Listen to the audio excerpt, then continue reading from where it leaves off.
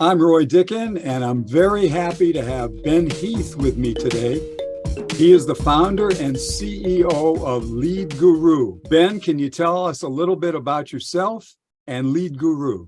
Yeah, sure. Thanks, Roy. So about myself, background is to the extent that anyone does know me, they would know me as a Facebook and Instagram advertising expert. That's sort of what I've built a little bit of a personal brand in, creating content around that sort of topic. And the reason why I did that was because I was trying to generate leads and clients for an agency that I started over 7 years ago now, which is called Lead Guru. We're actually in the process of changing the name. So the name of my agency will change from Lead Guru to Heath Media. Just so people are aware, in case people listen to this in the future and they try and search and can't find Lead Guru, that's why. So the name is changing, but it would still be the same business. And it's a specialist Facebook and Instagram advertising agency. We work with clients all over the world. We've got 30+ person team now, and building it's been challenging, but a lot of fun. Just a little background on me. When I was with AT&T, I used to do some training for the data center personnel near Birmingham, England. Yeah. Oh, yeah.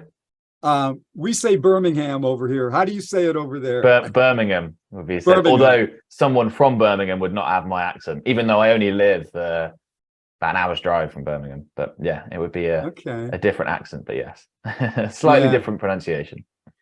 I didn't really know, the first time I went there, I really didn't know where to stay because I was going to be there for a few days. I stayed at Stratford upon Avon. Yeah. That was a really beautiful place to stay. So I just commuted from there. It wasn't a bad commute. No, yeah, very, very pretty place. It's where Shakespeare was born. Yeah, absolutely. Yeah, it's where my mum grew up. So I know quite well. Oh, excellent. Going to visit the grandparents was in and around that area. So yeah, it's a beautiful little town. Yeah. Okay, great. So just for a quick overview, what are the various types of Facebook ads? Yeah. So do you mean in terms of format or strategy? What sort of angle would you like me to discuss? However you think it's important for us and the viewers that are going to see us would like to know it. Just kind of put it in your own words. Sure. So I think if someone's new, they haven't run a Facebook or Instagram ad before, there's a good chance that they've interacted with them as a user because they're probably on one or both platforms and use it personally or have done in the past. In terms of the various formats, you've obviously got video ads, image ads, slideshow ads, carousels, which would be like the cards that you see where you can swipe between multiple cards across. So there's a few different options in terms of what you might see. In terms of strategy, which is typically one of the first questions someone's going to have to answer when they advertise on a new platform.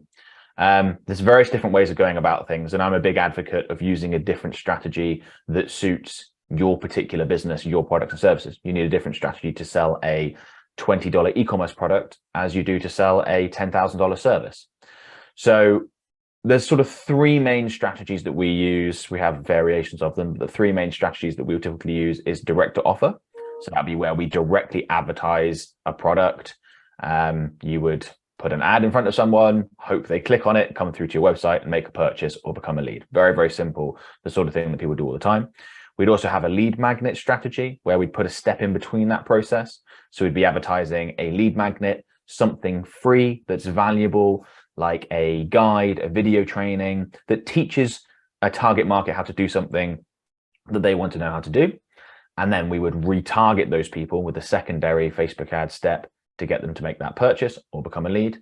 And then we have something called the omnipresent content strategy, which is designed to put lots of ads in front of a group of people again and again and again over time to really build that trust, that relationship. And that's great for selling things that are expertise-based services. So coaching, consulting, online courses, anything like that is the sort of strategy we use. So those are the sort of three core ones, and which one we go with would usually depend on what the client is selling, what product or service you're selling. It sounds like people who want to advertise on Facebook would be better going through you than trying to figure this all out on their own. But if somebody does want to do Facebook advertising on their own, what are some of the biggest challenges that they end up facing?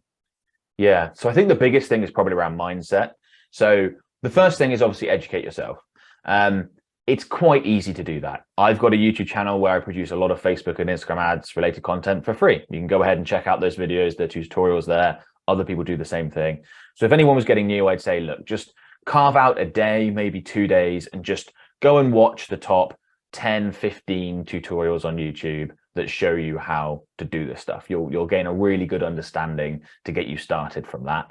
And then after that, it's all about gaining expertise. I think the reason why I said the biggest challenge is going to be mindset is because a lot of people look at Facebook ads as something that either works or doesn't. They don't look at it as a skill that you need to get better at.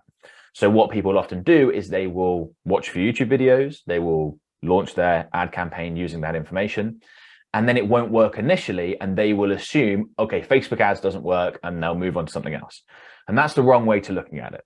For me, that's like someone who has never played tennis before, and they decide to go to their local tennis club and enter into, a monthly tournament, for example. And they've never played tennis before, so they lose every game. And they would not then say, tennis doesn't work. That's not the conclusion they would draw. Instead, they would think, I'm just not good enough at tennis. I don't have the skills to beat these opponents. And they should look at something like Facebook ads the exact same way. At the beginning, you're unlikely to be good enough to beat the other advertisers that are trying to sell similar products and services. And that's who you need to compete against, is the other advertisers. So it's all about getting experience at really low budget levels initially, testing things, working out what does work, developing your skills. And then once you've got some traction, once you start to see success, then you can step up and look to properly compete. But I think that's why mindset is so important. It's just don't quit whilst you're in that learning phase. You've got to go through and develop the skill to get the good results. Now with Google ads, which I do have some experience with, Google kind of gets to know you over time. If you continue to advertise for a while, they understand what you're trying to do and make it easier for you to accomplish your goals. Does Facebook do something like that as well? Yep, exact same process. All these platforms have like machine learning type setups where you tell them what you want, whether it's clicks or conversions or whatever, and the campaign will optimize to try and get you better results. So it's really important to get that set up correctly in the first place, as it is with Google, to set up the tracking and establish within your ad account what it is that you really want.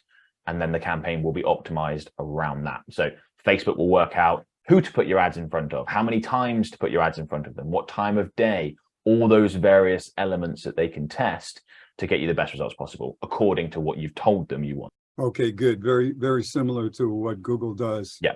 So that's probably part of the setup. You let them know what it is you're trying to accomplish.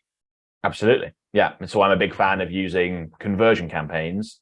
Well, what used to be called conversion campaigns are now normally called either sales or lead campaigns, because they're going to optimize for that action as opposed to optimizing for something like link clicks.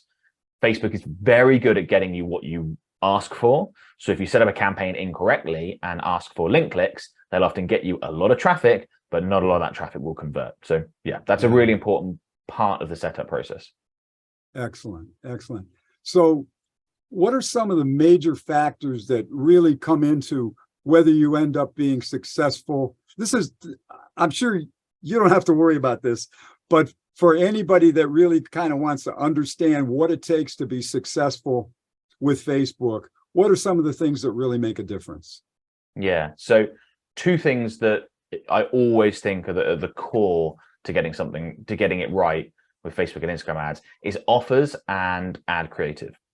So offer, what is it that your customers are going to get? You can have an ad campaign that's not set up properly, doesn't have all the right settings and everything, but if the offer is good enough, it will still work. Whereas the reverse, you could have an average to poor offer, have the perfect campaign, everything set up exactly as you'd like, it's not going to matter. So the offer is absolutely key, whether that's a really good financial incentive, like a big discount or a buy one, get one free or something like that, or whether it's on the service side of things, offering a guarantee that your competitors don't offer, which makes you really competitive. So the offer is really key. And then it's the ad creative. That's the part that your prospects see. That's the part that is really important. And that's what's going to make you stand out from the competition.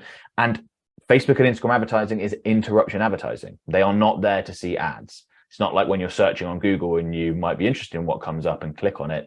You need to distract people away from what they were otherwise doing, what they were otherwise looking at, and get them to interact. So the quality of the ad creative, whether it's an image or a video, that's really, really important. And that's where I think Facebook advertisers should spend more budget on that than they currently do. A lot of people will spend a few percentage points of their overall budget on the actual ad creative and put the rest into ads. And I think that's a little bit off. I think you'd be better off spending more on that element. So you've got to get their attention because you're interrupting what they actually came to Facebook for. So what are some of the best ways to do that so that they consider even looking at the ad? Yeah, so a few techniques that you can use with things like bright colors. Sounds fairly basic, but it works. Including hands, faces, and eye contact. These are things that we're sort of biologically programmed to recognize and pick up on. If someone's looking right at you, you're more likely to look at that.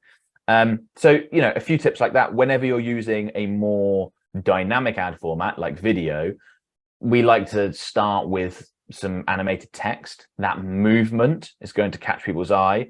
With a bit of text early in a video overlaid over the video, you can often grab attention very quickly and easily because, you know, we can instantly read a word and understand what this is about, as opposed to having to consume more of the content elsewhere. And I'm talking not just with subtitles, which most people would include at the bottom, but with something bigger, bolder in the actual ad creative itself. So a little bit of text and some of those other techniques are things we often use that are tried and tested. Okay, great. Yeah, I'm a big fan of video. Can you interrupt with video, or do you have to interrupt with an image? And No, then you can interrupt with video. You can put video out to cold audiences that have not interacted with you before, and that can work well. Does that seem to work better if you interrupt with video? It really depends on what you're advertising. So I like to match the ad format, the complexity of the ad format, with the size of the ask that you're making. So if we're asking prospects to do something really simple, like purchase a relatively inexpensive e-commerce product or sign up for a free consultation, something that's quite easy for people to do, then we go with simple ad formats like image ads. If we're asking people to do something more complex, more involved, perhaps it's a higher value item or they've got to put in more effort, then we go with video. The reason being that you need that extra space and time that video provides to sell the benefits of that action. If you're trying to sell something more expensive, you've really got to sell it, and video allows you to do that quite well. Whereas with the simpler stuff, image is easier because you can just quickly take a look at what's being advertised and go, aha, I do want this, I don't want this, and then move on. So one of the keys really is you've got to grab their attention. You've got to get them to begin looking at the ad. So when you're scrolling, what are some of the things that have made people stop scrolling more than other things? Are there any tried and true methods? Or again, I guess we're talking about what your offer is going to be. But generally, are there certain things that stop the scroll better than others? Yeah, so there are some of these things Facebook doesn't like you using too much. So you do have to be a little bit careful. For a while, you had people doing things like waving. You know, the beginning of a video ad would be someone waving, and that would grab people's attention, but Facebook doesn't particularly like that. So sticking to some of the stuff I mentioned before, hands, faces, eye contact, bright colors are some of the best ways. If you've got your targeting right and you're advertising the right people, then including imagery of the product, service, whatever it is, that's likely to grab people's attention because they're going to find that interesting and want to go ahead and grab it, right? So, you know, if you're advertising something dog related to dog lovers, a picture of a dog should grab their attention, if that makes sense. So that should help with that interruption process. Yeah, and that would also get the right people to stop, because you'd be kind of telling them what it is they're going to learn about or what they're going to see. So yeah, okay, that's excellent. What is there anything else that you think we should be talking about today so that people get an understanding both about how to do Facebook advertising, but also about the value of using Ben Heath to help them do better with their Facebook advertising? Yeah, so I think people need to look at Facebook and Instagram advertising as a competitive landscape, much like I used the tennis analogy. Now, you have to win in the competition that you've decided to enter if you want to succeed with Facebook and Instagram ads. There's all the rewards go to the very best. So to give a different example, my YouTube channel is Facebook and Instagram ads specific. Me and perhaps 5 other channels get just about all the views on Facebook ads related content on YouTube, but there's probably thousands of channels that try. So all the rewards go to the very best. That's just how it works with anything digital. So the way that translates into a Facebook and Instagram ad account campaign strategy is you need to be one of the best in your specific industry at advertising your products and services to your target market. Now, that might sound quite daunting, but here's the thing. You get to choose the competition that you enter. So do you want to launch an e-commerce brand that sells sportswear and tries to sell it US wide? That would be almost impossible. You're competing against Nike and Adidas and just some of the best, biggest companies there are. But if you were to try and be the best Facebook advertiser selling, patio cleaning services in a small town of 100,000 people, that's a much easier competition to win. There might not be any other patio cleaning businesses advertising on Facebook within your local area. So you might be the best just by showing up. And even if there are some others advertising, they're probably not doing a great job. It might be only 2 or 3. So I really encourage people to pick competitions that they can win when it comes to their Facebook and Instagram ad campaigns. That's where all the rewards go. Then once you've won at a smaller, lower level competition, you can always step up. But what I see a lot of people do is they jump in at the deep end and they try and win a competition that they're just nowhere near skilled enough to win, and they just don't get anywhere. And that's why. That's interesting. Okay, so a narrow niche, which is what I always recommend for everyone, is good, but then you can actually hone in on the geographical area that you want to advertise to. I'd forgotten that could be such a major factor. But yeah, with a narrow niche and a small geographical area that, you could dominate, that would probably be the most effective. Yeah.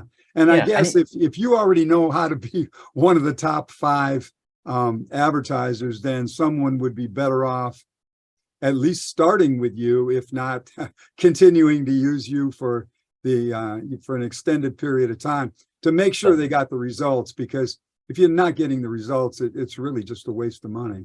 Yeah, exactly. Yeah, no, certainly. So what we often have is people that have run campaigns. Most of our clients, people who have run campaigns, they've got proof of concept. They know their product or service can sell where they're advertising it, and they bring us in to help them scale, take over the workload and all that sort of stuff. So that's typically the process. I see. Okay, so you're better with, if they know how to get it started, you're better at scaling it up from there where they can really make the money. Typically. We will work with businesses that haven't advertised before, but just usually that's what comes through in terms of the businesses that want to work with us. Most business owners, from what I've seen, they want to have seen proof of concept before they then commit to, larger spending amounts and things like that. They want to know, can this work for my business? And once they get that box checked, they're then happy to move on from there. But you could even take them from starting out with very little outlay to do the proof of concept. Yeah, so we have a minimum budget requirement of 3,000 per month. So in terms of like those smaller, lower levels, we wouldn't be the right business for them to work with. There are businesses that would be a small test budget for them, if it's a large enough business. So that would be absolutely fine. So that's probably part of the reason why we typically work with businesses that are a little bit more established on the platform. Okay, so 3,000 a month as ad spend? Yeah, that's right. Okay, that's totally understandable. Okay, great. Well, for people who would like to get in contact with you, to get a little more information, what would be the way you would prefer them to do that?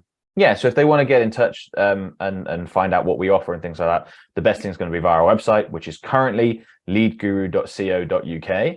That will be changing, as I mentioned, to heathmedia.co.uk. Literally, the web development team is making that transition now. So you can go to either one of those. It'll redirect you to the right place.